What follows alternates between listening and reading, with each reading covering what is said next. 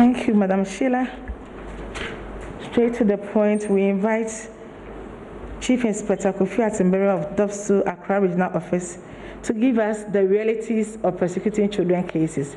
Because we have heard of how the system is supposed to be, but the reality, what are the challenges facing the police service? Chief Inspector.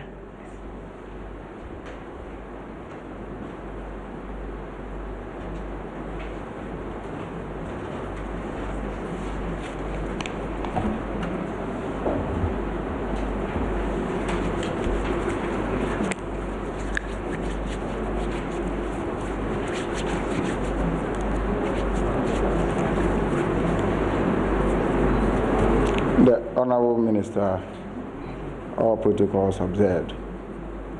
I'm here to speak on behalf of the Ghana Police Service and on behalf of the JIPO Accra region.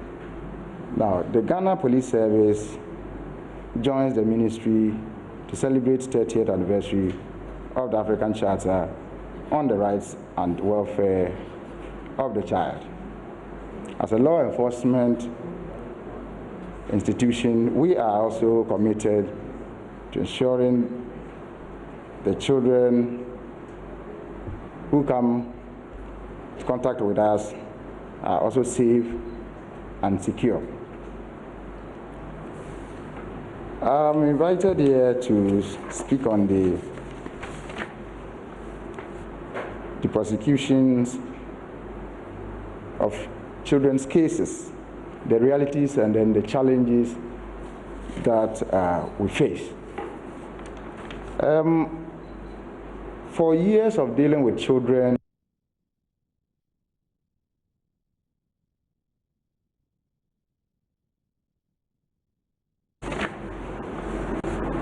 the prosecutions of children's cases, the realities and then the challenges that we face. For years of dealing with children and the prosecution of their cases, the realities are that the prosecution begins with investigations, and good investigations and good evidence is a good case. Unfortunately, the reality is that most of these cases are reported very late to us for investigations. And once most of the cases are reported very late, most of the evidences that we need to be able to prosecute, sometimes we find it difficult to get them. That's the first challenge, and that's the first reality. The another reality is that when the complainants, parents or whoever comes into contact with a child that has that problem, has been abused, be it physical, sexual, and the other. After they reported and evidence has been gathered and then presentation has been done, has been made to the court and ready for prosecution, then you find the same people backtrack in pursuit of justice for these children. Why? Sometimes due pressure from opinion leaders, from chiefs, from elders, from pastors. This pressure that is mounted on these complainants makes them backtrack, and they wouldn't come for us to pursue the trial to its logical conclusion, which is a very serious challenge out there to us and the reality. The another reality that is at us is systemic challenges. So it's something which we cannot do anything about it. For instance, the transfer charges. It is sometimes disturbing that while prosecution is ongoing and to some point, for instance, sexual victims, a child evidence has been taken. Then there's a new transfers and the judge is transferred, maybe out of Accra and cannot be able to come back. You have to start all over again. You might have advanced in your case, you might have called the victim to testify. The victim has already testified and probably at home recuperating or has even forgotten about the trauma that she had gone through, only for you to go and call the same child back in to re-traumatize the child to testify. is also another big challenge. Now we look at the way forward. There are a lot of challenges, but we decided to stick to these three because they are issues that cut across and always bothering us so much. Now we look at the way forward. Now the way forward will be that the parents should endeavor to report to us as early as possible. But when you report very early to us, having the evidence is very easy. For instance, if a child abuse, sexual abuse, in fact, issuing a medical form and going to the hospital helps the medical officer to get us a lot of evidence that we need. Now, if you have to do with the perpetrator, arresting the perpetrator and all that, you get all those evidence very early. So we urge the parents that whenever there is that sexual abuse or any other abuse, be it physical or whatever, they should endeavor to report to us quickly as possible to act on it. Now, the parents should also desist from these settlements. The case comes and then they find their way of saying that, oh, we don't want it anymore. The pastor has spoken to me. The chiefs is on us. Our family elders are saying so. And so that pressure is mounted on them. And sometimes it becomes difficult for them to still say they want to pursue justice because they feel that they live in community.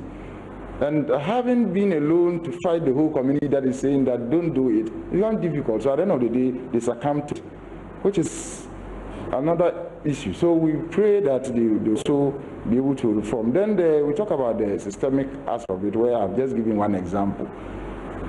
The good suggestion was that whenever there is such an issue, at least if, for whatever reason, or if they can come, they should look at if, especially the child abuse, sexual abuse, if the victim already testified. My suggestion is that they should take that evidence alone. We can call the other one that are elders or whoever is involved that has not suffered the abuse. We can recall them, but the victim's evidence should be preserved. Should be preserved so that we don't have to call the victim to re-traumatize the victim again, to go on and then retell the story that has gone through, which is horrible. You keep doing that. It's probably not the best. So I think we'll end here. There are quite a number of them, but this is where we want to. Thank you very much.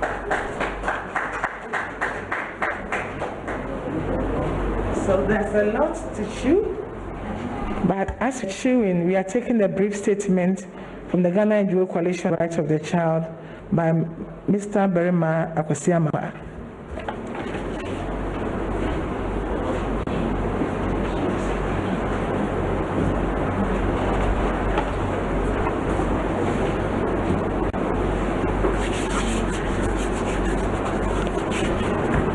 Honorable Ministers of State, development partners, civil society organizations, directors, distinguished ladies and gentlemen of the media fraternity, today is an important day of the history of the Ghanaian child as well as the African child.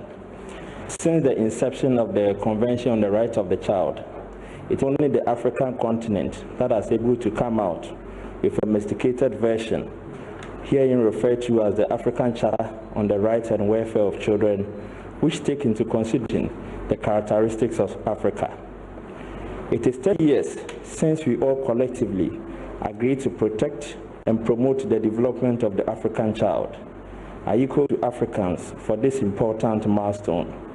Significantly also, 44 years ago, some children in South Africa, in their quest to demand for equal right for education, march on the streets, and out of injustice on the part of the security forces, they decided to open guns on the children, killing over hundreds of students, and thousands were badly injured. May the gallant soul of these children rest in perfect peace. They fought a battle and sacrifice for the whole of the African children. During this COVID-19 period, we have seen NGOs, CSOs complementing government efforts in terms of food, healthcare delivery, education, and other social protection services. Despite all these numerous interventions by CSOs and NGOs, there are still a number of children injustice issues which have not been reported and attended to as well, thus hampering the development of these affected children in our respective communities. Family heads, religious leaders, traditional leaders, parents continue to marry off girls below the age of 18 years, accounting for over 80% of our population, especially girls. As a society, we continue to perpetuate injustice to our children in the form of violence, abuse, and exploitation in our respective communities under the disguise that we are correcting our children, not thinking of the long-term consequences, which goes a long way to affect the future and development of the African child, including the Ghanaian child. 27.9 children between the ages of 5 to 17 are into child labor. Worrying is also that 20.7 of our children are to what we call worst form of child labor, including counting a number of girls who are lured into commercial sexual exploitation. This is so much of injustice that these children who are supposed to be in classroom and develop their careers find themselves into. Every generation, they said, needs a new revolution. The new revolution we should be passionate about is towards the development of our children at all levels. We cannot continue to let our children suffer injustice, all because some parents, some guardians, community members, religious leaders, unfortunately, are not doing much to address these issues related to the development of our children. Access to justice is universal. Access to justice for all children should be at all times and not sometimes. We need the media as a monitoring agent. However, law enforcement agencies should not succumb to the involvement of the media before they relate to violence, abuse, and exploitation of children are educated. I must commend the law enforcement agency, especially DOPSU, for the swift response on violence and abuse against children during this COVID period. If we fail to give access to our children, the consequences cannot be quantified. Come to think of it, children who are sexually abused through defilement and incest, and the case are settled within families. Currently, as we speak, we have about 3,198 children within the central region alone who have been impregnated. The rippling effect is so much that we need to do something to address the situation. This year's celebration on the Day of the African Child is about access to justice for our children. In Ghana, one of the best and universal access to justice we can give to our children is for Cabinet, Parliament of Ghana, and the people of Ghana to rectify the optional protocol on sale of children, child prostitution, and child pornography through the Convention on the Rights of the Child. This will give an additional opportunity to critically commit to the eradication of sexual exploitation in our society. Let us make our children proud. From today, let's reflect on how to improve upon the justice system for all children. There is always a better way to develop children. Appreciation is the foundation of greatness. On behalf of children in Africa and Ghana, we say a very big thank you to the government of Ghana and all stakeholders for their support in all spheres of development. We as a country can do it. Let us make a living legacy for our children by improving on access and supremacy to justice for all children in Ghana. Parents, let's purchase face masks for our children. If possible, let us not send our children on errands which could put them at higher risks. Children, stay at home and observe social distance. As the president usually says, this one too shall pass. God bless our homeland Ghana and make our children and nation great and strong. Thank you.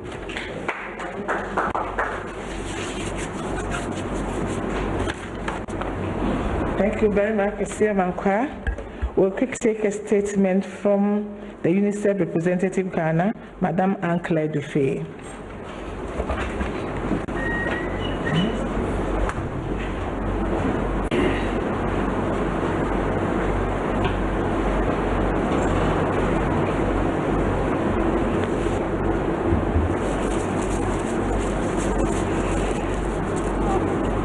Honorable Minister of Gender, Children and Social Protection, my dear friend, Cynthia Mamley Morrison, Florence Corte, Dr. Afisa, Honorable Minister of Information, Mrs. Ella Minka, the Ghana Police Service, the Judiciary, Honorable Judge, members of the NGO Coalition on the Rights of the Child, our dear Speaker of the National Children's Parliament, Chief Directors, and representatives from all line ministries, and members of the press. Ladies and gentlemen, good morning.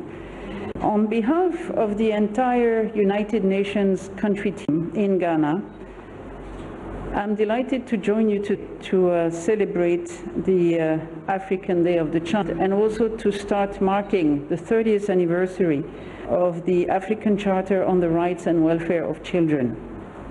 This is also an important treaty that reinforces the universal rights of all children. I'd like to thank the Ministry of Gender, Children and Social Protection for leading this event, especially during this difficult time when we are trying to contain the spread of the virus. And I would like to commend the government of Ghana for all the efforts that have been made in containing the virus. I would also like to thank the Minister of Information for welcoming us here for this important event. The Day of the African Child, as you may know, finds its origin in an uprising of young black disenfranchised South Africans in Soweto who were protesting against injustice, endemic racism and denial of their basic rights.